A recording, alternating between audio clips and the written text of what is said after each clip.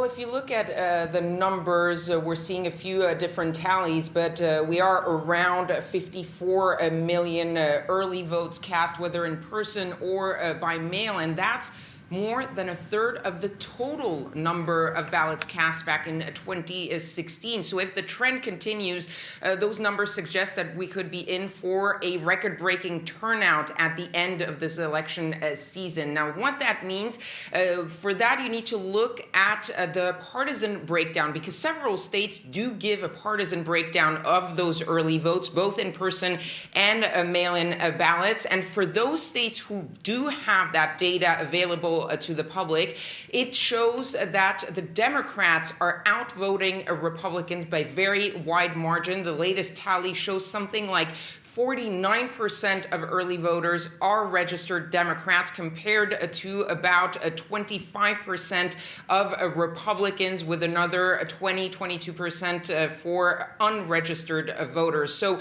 if that trend continues, that means that the Democrats are going for the early voting more and more. And so the Democrats are hoping that this trend is not just something for early voting, but that it gives an idea of the high turnout in favor of Democrats and in favor of Joe Biden. That said, let's be careful, because, of course, this is happening amidst the coronavirus pandemic. And so the Democrats are more likely to say that they rather vote early or by mail, whereas the Republicans are way more likely to say that they will be voting on November 3rd. So the Republicans are hoping that the Republicans and Republican voters win a huge chunk of election day votes, and that will tip the scale in favor of Donald Trump.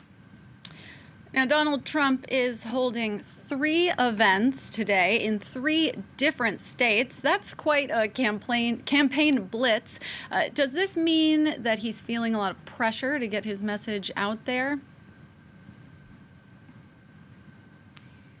Well, if you listen to him and his team, no, he has repeated even this morning that he's doing very well in all of those states, that he's doing well in Florida, where he had 2 back-to-back rallies yesterday, and doing well in all of the states that he's going to today, North Carolina, Ohio, and Wisconsin.